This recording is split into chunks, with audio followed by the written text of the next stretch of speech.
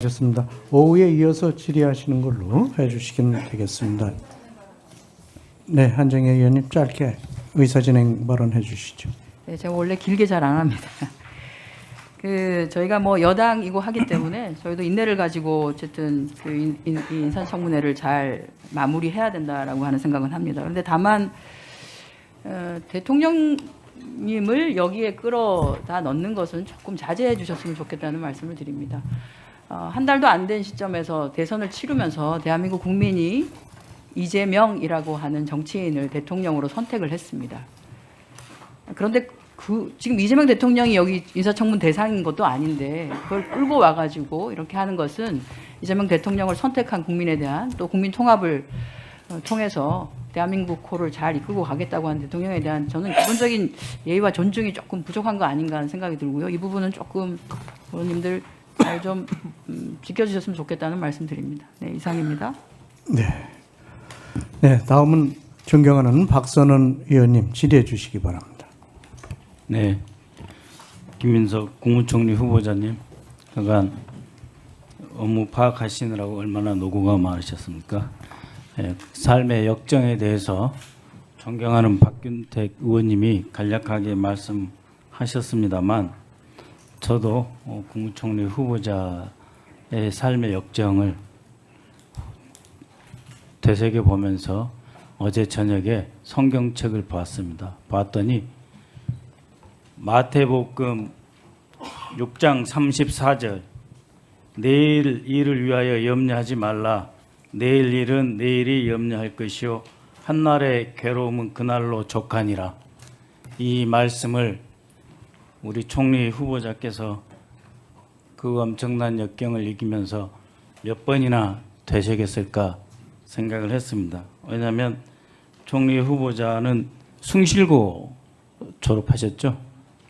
네, 그때 제가 알기로는 성가대 합창단도 하시고 아주 그 신실한 기독교 믿음이 있는 분으로 알고 있기에 이 성경 말씀을 붙잡고 어려운 그 힘든 시간 10여 년, 20여 년을 정말 잘 단단하게 뚫고 오신 것에 대해서 존경을 표합니다. 아까 우리 박균택 의원님 말씀대로 약자의 눈으로 미래를 본다 하는 것이 자신의 정치 신념이자 정치에 대한 해석으로까지 이렇게 인식하는 건 쉽지 않거든요. 그것은 그만큼 스스로의 경험, 어떤 뼈저린 어떤 체험 속에서 나온 중요한 말이다 이렇게 생각을 합니다. 그런 관점에서 보았을 때 우리 이재명 정부 또 그 이재명 정부에서 대통령을 보좌해서 국정을 이끌어야 할 국무총리의 책임과 역할은 실로 크다 할 수밖에 없지요. 그런데 마치 방금 대통령님의 그 병역 문제나 이런 것을 끼워서 이렇게 들고 오는 것 정말 무슨 대선 불복도 아니고 또 요새 국민의힘 쪽 의원들이나 그 진영 사람들이 하는 말이 있습니다. 민주당 지지자들은 윤석열 정권이 탄생됐을 때 비록 대선 졌지만 나라가 잘 되길 바랬다. 그런데 국민의힘은 대선에 지니 대선 불복의 마음으로 이 정부가 정말 잘 되면 어떻게 할 거냐를 걱정한다고 하는데 사실이 아니길 바랍니다. 윤석열의 부동시 그리고 어떤 분은 급성 간염으로 군대 면제받고 이런 분도 계시지만 3년 이상 3년 세월을 옥고를 치르면서 병역을 대신했다. 민주화 투쟁으로 병역을 대신했다는 것을 확인하면서 질문 드리고자 합니다. 어제 그 대통령께서 11개 부처 장관을 임명하셨습니다. 상당히 파격적이면서 동시에 그 약자의 눈으로 미래를 본다 하는 그런 개념, 그런 비전과 컨셉이 상당히 살아난 두드러지는 그러한 그 장관 임명이었다고 생각을 하는데 이 과정에서 총리 후보자께서 보시기에는 이재명 정부가 내란 정권의 그 모든 분야에서 걸친 그러한 그 악폐와 부정적 여파를 극복하면서 나아갈 수 있는 비전과 정책의 토대를 마련했다라고 저는 생각합니다만 총리 후보자께서 보시기에 이번 그 장관 임명의 성격 그리고 우리 정부의 나아갈 방향을 어떻게 그리고 있다고 보시는지 설명이 좀 필요할 것 같습니다. 네, 우선 아까 앞선 의원님 질의에서 있었던 제가 군에 가지 못했던 것은 1980년대 민주화운동 때문에 근 3년 정도 감옥에 갔던 것, 광주 민주화운동의 진실을 알리는 과정에서 그렇게 되었다 하는 점을 다시 환기시켜 주셔서 감사드립니다. 조금 전에 존경하는 박선원 의원님께서 성경 말씀을 주셨는데 개인적인 배경상 제가 학교라든가 여러 가지 배경상 기독교적 배경과 그런 믿음이 있습니다만은 지금까지 오는 데 있어서는 그런 특정한 종교라기보다 많은 사회에 좋은 선배나 원로 또는 각 조교의 뜻있는 분들의 말씀이 큰 도움이 되셨다 하는 말씀을 다시 한번 제가 새기면서 앞으로 잘 하도록 하겠습니다.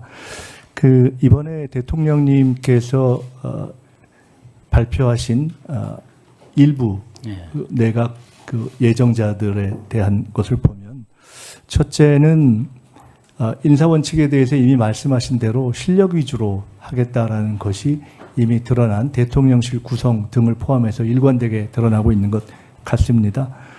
대통령께서는 또 한편으로는 지금 경제와 민생을 살리는 것이 가장 중요하다고 생각하셔서 기업에서의 경험을 쌓은 분들을 가급적 중시하면서 그분들이 내각에 참여했으면 좋겠다는 생각을 일관되게 하신 것으로 알고 그렇게 인물을 널리 찾아오신 것을 제가 직접 지켜봐서 알고 있습니다. 동시에 국회에서 함께 활동하시던 의원님들도 다수 참여하시게 됐는데 그것은 인수위도 없이 출발해야 되는 그러한 정부의 성격상 국회와 긴밀하게 협력하면서 상당한 리더십을 갖고 활동하는 데 있어서 국회의원들이 결과적으로 보면 잘하더라 이런 평가와 경험에 기초하신 것이 아닌가 싶습니다. 그 외에도 여러 가지가 있겠습니다만은 근본적으로 국민공모제라는 방식을 이번에 제기하고 현재 진행하고 있는 것으로 보여지듯이 어떻게든 정치는 국민이 한다라는 철학에 입각해서 내각도 구성해 가려는 그러한 뜻을 갖고 계신 것으로 알고 있고 민노총 출신의 노동부 장관이 처음으로 이렇게 등장한 것도 이것이 한편으로는 기업의 경험을 중시하면서도 우리 사회의 진보적 목소리를 반영하려는 그러한 균형 감각이 반영된 것이 아닌가 이렇게 생각합니다. 네, 그렇게 그 경제 그리고 미래지향적인 그 부처에 대해서 과감하게 능력 유지에 새로운 인선을 하면서도 동시에 외교, 국방 통일은 매우 원숙한 경제 이런 분을 네,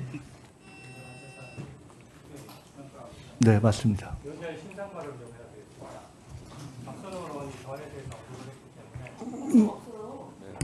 네, 네, 짧게 하시죠. 가만히 있어 보세요. 가만히 있어 보세요. 잠깐만요. 잠깐만요 좀. 그러니까 이야기 들어보시고 그러세요. 예, 말씀하세요.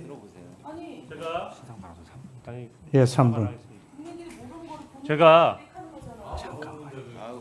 그렇게 그런 말씀 마십시오. 예, 본인이 지금 댓글이나 내용도 확인하고 말씀하셔야 되고 제가 그동안 인상 발언은 인사검증위원회에 대해서 부당한 공격이라고 생각했지만 그래도 대승적 관점에서 객관적으로 검증하기 위해서 저는 한 번도 모욕적인 언사를 쓰거나 무리한 얘기를 한 적이 없습니다.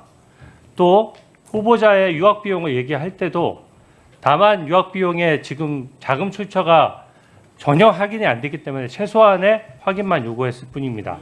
근데 박선원 의원이 지금 언급한 것은 타인의 질병에 대해서 언급을 한 거예요. 제 병역 면제 사유를 언급하면서 지금 댓글에 많이 나와 있거든요.